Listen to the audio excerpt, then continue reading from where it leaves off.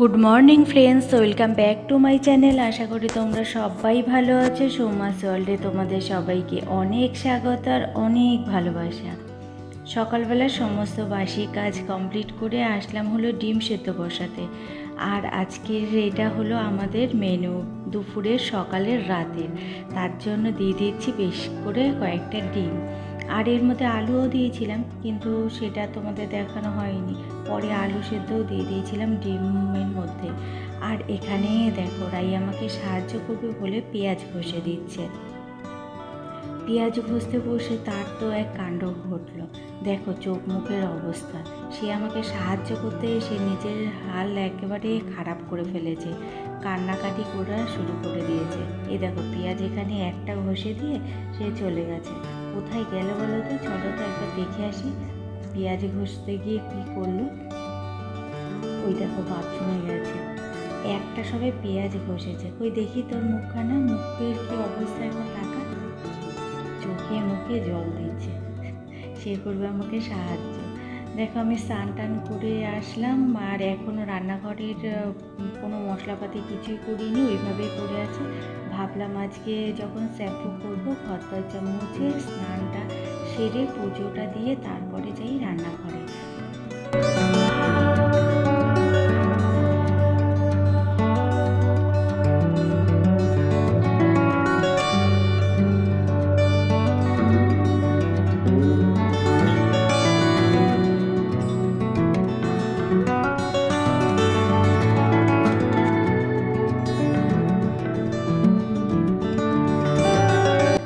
আলু ডিম তো সেদ্ধ করে গিয়েছিলাম, এখন আমি রান্নাটা চাপিয়ে দিই। যেহেতু এক তরকারি ভাত হবে, রান্নাটা আমাকে তাড়াতাড়ি করতে হবে।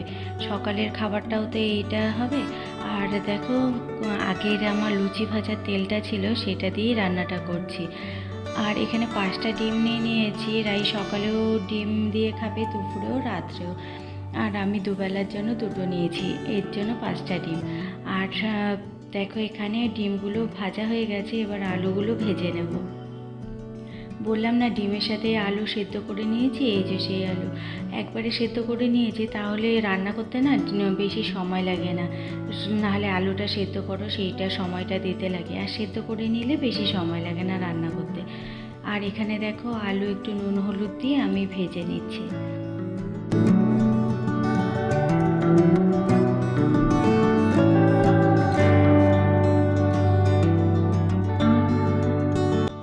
আলু ভাজা হয়ে গেছে, এবার গোটা গরম মশলা দিয়ে দিলাম, জিরা দিয়ে দিলাম, শুকনো লঙ্কা, তেজপাতা দিয়ে একটুখানি নাড়াচাড়া করে তারপর মশলাটা দিয়ে দিলাম।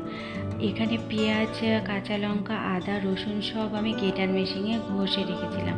আর তারপরে গুঁড়ো যে মশলাগুলো হয় না, জিরে গুঁড়ো, ধনে গুঁড়ো, লঙ্কা গুঁড়ো, হলুদ গুঁড়ো, একটু মিষ্টি দিয়ে এটা জল দিয়ে দিলাম।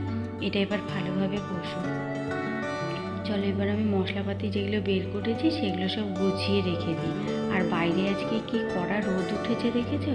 কদিন ধরে এত বৃষ্টি হচ্ছিল যে এবারে কড়া রোদ দিয়েছে শুকানোর জন্য সব কিছু। সব তো একেবারে স্যাঁতস্যাঁতে হয়ে রয়েছে, কি বিচ্ছিরি অবস্থা। এখন একটু রোদ না উঠলে ভালো লাগবে না। বালিশ কাঁথাগুলো একটুখানি রোদে দেওয়ার ইচ্ছা ছিল, আর কি বালিশগুলো, কাঁথা তো নয়, বালিশগুলো। কিন্তু ভাবলাম আবার যদি কোনো সময়ে বৃষ্টি চলে আসে তখন আবার ছাদ থেকে দৌড়ে আনতে যেতে হবে, আর সেটাই আমার ভালো লাগে না। এর জন্য আর দিইনি। এখন দেখো ভাতটা বসিয়ে নিচ্ছি শুধু দুপুরবেলার মতো, আর রাতের ভাত রাতেই করে নেব। আর এই দোকান থেকে একটু পাউরুটি নিয়ে এসেছিলো, সেটা দিয়েই ডিম কষা দিয়ে খাবে। এখনও ডিম কষাটা হয়নি, ওটা তো মশলাটা কষছে। আর আমি ভাবলাম আরেক দিক থেকে দুপুরের ভাতটা আমি চাপিয়ে দিই।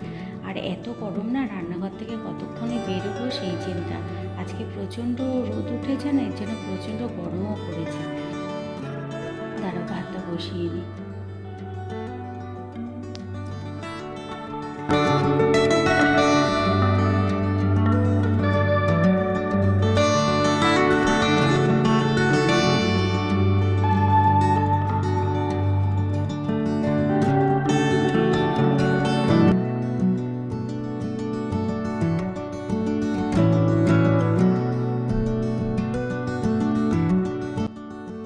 মশলাটা কষে গেছে, এবারে ডিম আলুগুলো দিয়ে দেবো। আর এই ডিমের ঝোলে কিন্তু গরম জল দেবো, গরম জলও বসিয়ে দেবো। আর চলো এদিকে আমি এইটা পরিষ্কার করে নিই। মাছ যখন ছিল তখন জানো তো এইটা সপ্তাহে একদিন কি দুদিন পরিষ্কার করলেই পরিষ্কার থাকতো, কিন্তু যেহেতু মাছ নেই এখন, একদিন ছাড়া ছাড়াই এটার মধ্যে কীরকম বিচ্ছিরি একটা জলের স্তর পড়ে যায় আয়রনের, আর সেটা দেখতে লাগে বিচ্ছিরি। আর মাছ যখন ছিল তখন তো খাবার জল দিতাম, এখন আর খাবার জল দিই না, এখন কলের জলই দিই। এর জন্য মনে হয় ময়লাটা তাড়াতাড়ি হয়।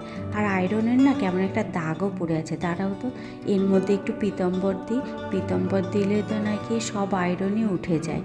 একটু পিতম্বর দিয়ে দেখি এটার আয়রনটা ওঠে কি না।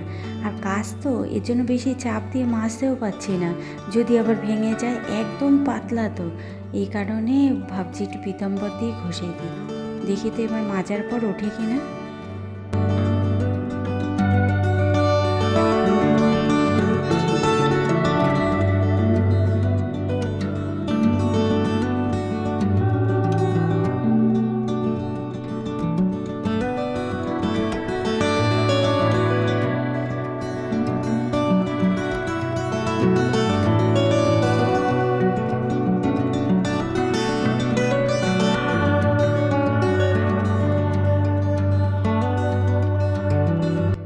হ্যাঁ গো, মনে হচ্ছে যেন উঠে গেছে, হাতে তো আর লাগছে না। দাঁড়াও এটার মধ্যে জল ভরি, তাহলে দেখা যাবে সুন্দর করে যে উঠেছে কিনা। আর ভেতরটা একটু ভালো করে ধুয়ে নিচ্ছি, যেহেতু পীতাম্বর না, এই কারণে।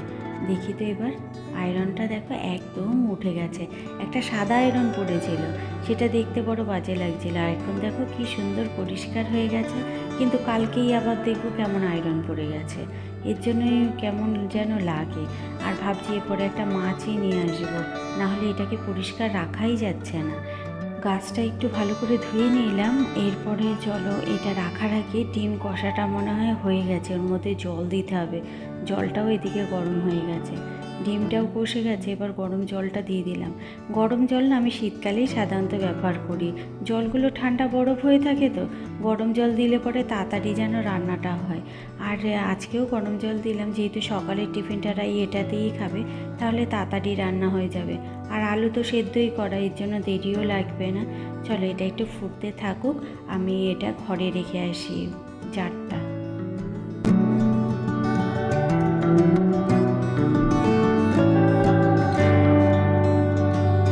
ঝোলটা ওদিকে ফুটছে, আমি ভাবলাম বোতলগুলো একটু ধুয়ে নিই। এই তেলের বোতলগুলো না দুদিন পর পরই কেমন তেল চিটে হয়ে থাকে, একটু যদি না ধুয়ে রাখি তাহলে আবার কেমন তেল চিটে ভাব হয়ে থাকে। আর আমি না এরকম তেল অবস্থাতেই ধুয়ে ফেলি, মুখটাও শক্ত করে আটকানো থাকে, কিংবা জল ভেতরে ঢোকে না। আর এইভাবে মাজলে না তাহলে তোমার একটু কদিন পর পরই মাজা যায়, না হলে এই মাসে কবে একবার তেল শেষ হবে, তবে গিয়ে পুরোটা পরিষ্কার করে ধো। এর জন্য এইভাবেই আমি বেশিরভাগ সময় ধুয়ে থাকি। শুধু তেলের চার না গো, যে কোনো কৌটোই, মশলার কৌটোই যদি দেখি যে একটু কেমন লাগছে হাতে চিটে চিটে, তখনই আমি এইভাবে ধুয়ে রেখে দিই, তাহলে পরিষ্কারও থাকে, একদিনে আর চাপও পড়ে না।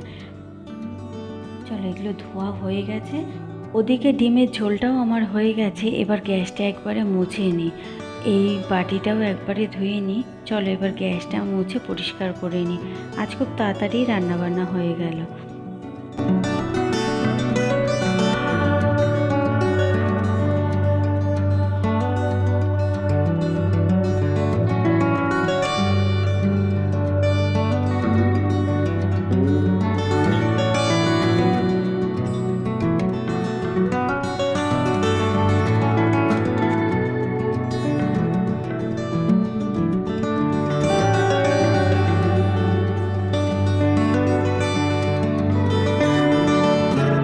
এর মধ্যেই ভাবছি এই র্যাকটা একদিন ধুয়ে দেব।